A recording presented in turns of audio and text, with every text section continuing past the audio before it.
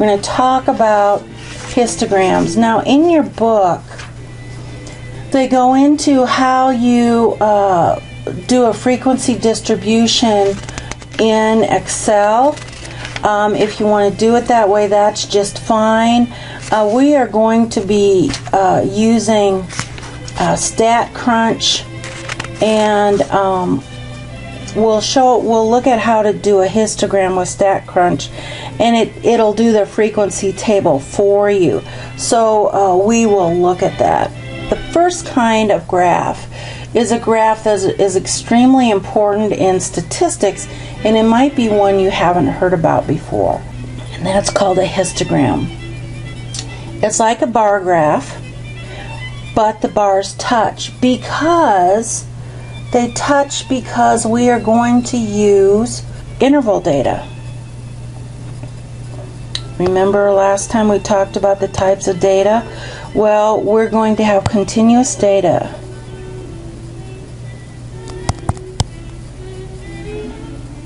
So we use a histogram when we have continuous data, where that data that's represented by that bar could be anywhere in there from the lower limit to the upper limit.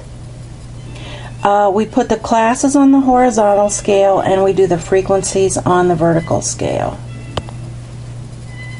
So here are our pulse rates, and you see this graph that we've already looked at, and on our histogram we use I want to get the words right, we don't use the lower class limit when we draw our histogram, but rather we use the class boundaries.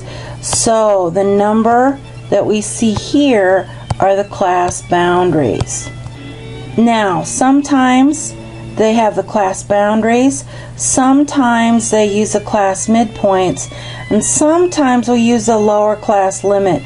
This does introduce a small error, but in my opinion, this is an easier histogram to understand.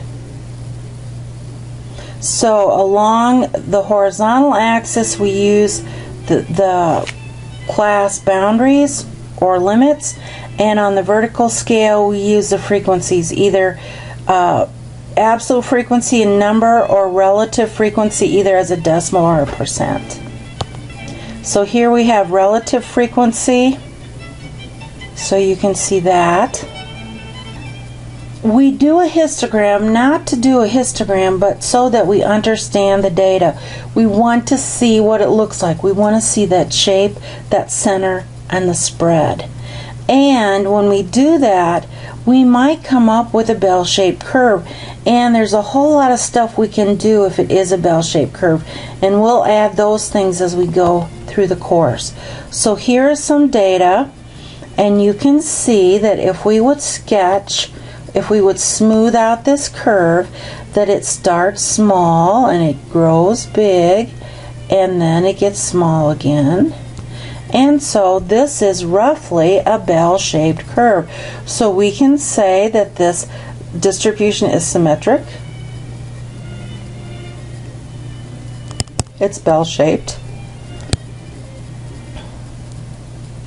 That means that it has it's unimodal, has one peak. We can see how spread out the data is, so we can see the spread. And we can estimate the variation. We'll talk about how to do it by eye, but because technology is so available to us, we won't need to guess what that is, and we won't need to do that by eye. On the next slide, I'm going to introduce a data set that I've used for quite some time. You can kind of see from the age of the data. So this was an introductory statistics class in the spring of 1997 at VCU, and as we go through, here is the weight data. So on the first day of class, all the students were weighed. And this is simply the raw data. So then what we did was we're going to make a frequency table. All right, so let's make the frequency table. And let's look at how we're going to do it. Well, there are 53 individuals. Take the square root of that, it's 7.2. Let's make it 8. Our range is 100 at the lowest, 260 at the highest, and divide that by 8, so we get a class width of 20. And so notice this is that less than notation I was telling you about. And we have our count. And this is count. It's not relative frequency. It's not cumulative frequency. It's straight frequency. And here we have our histogram. Now, this says that the left endpoint is included in the group, the right endpoint isn't. So in other words, this goes from 101 to, this goes from 100 to not quite 120. This one goes from 120 to not quite 140. This one goes 140 to not quite 160. Now I am going to pause here and let's go out to StatCrunch and look at that. Okay, so let's look at how we do a histogram in StatCrunch. I'm in my MATLAB course. I'm going to click on StatCrunch. Because this is a data set that I entered, I'm going to go to the StatCrunch website, and when you're logged into your my MATLAB, you're automatically signed in to StatCrunch. If you go to StatCrunch and you don't have my MATLAB open, you will log in with the same username and password that you used on my MATLAB. I want to go to a data set that I entered, so I'm going to do my data, and there is my chapter 2 weight data. So there are my individuals. I want to go to the graph.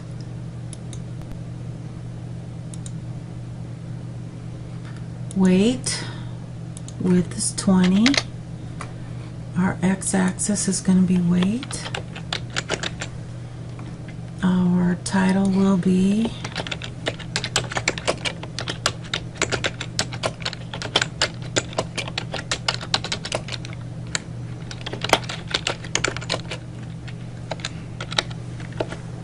and let's compute. And here is my histogram, and it looks very similar to the one that's in the textbook. Okay, so we're here back at the PowerPoint, and you can see how this histogram looks just like the histogram. Well, it looks very similar to the histogram we just built in StatCrunch. Let's talk about skewedness.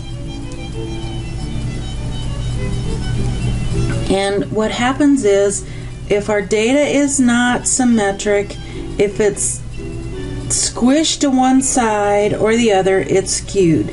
And remember, when it's skewed to the right, we also call it positively skewed. That means that the tail points to the right. When it's left skewed, it's negatively skewed and the tail points to the left. Let's look at this data set, and let's look at the green one. And the green one is relatively symmetrical. It's bell-shaped. As we look at the red one, it's relatively uniform. We could best describe this as a rectangle. So it is symmetrical, but it's a uniform distribution, where we would expect values in our classes to happen at the same frequency throughout. So this might be, if I have 10 marbles in a bag, each one with a digit on it and I draw them out and replace them, how often is it going to happen? Well, right there, they're going to happen about the same amount of time. As we look at this white distribution, notice how it extends, how the right tail is longer, so this is right skewed. In the brown one, we have the left tail that's longer, so this one is left skewed. Now, as we are going through the data, sometimes we want to look at normality. And when we look at normality, we do a normal quintile plot. And I'll be really honest with you, our normal quintile plot is something you do with technology, and you want to get the points are reasonably close to a straight line. So let's look at the next slide. So here we go. Okay, pretty close to a straight line on this top one. So that's probably relatively normal. Notice that on the lower one on the left, notice that our data points have a pattern, and it certainly is not a straight line. So this would not be a normal distribution. Then, if we look at the lower left one, well, they're close to a straight line, but you can see a definite pattern where in the lower part, most are above the straight line, and in the upper part, most are below the straight line. So this is not normal. It does show that there's a symmetric pattern, but not a straight line pattern. And we'll talk more about what this means later as we go through.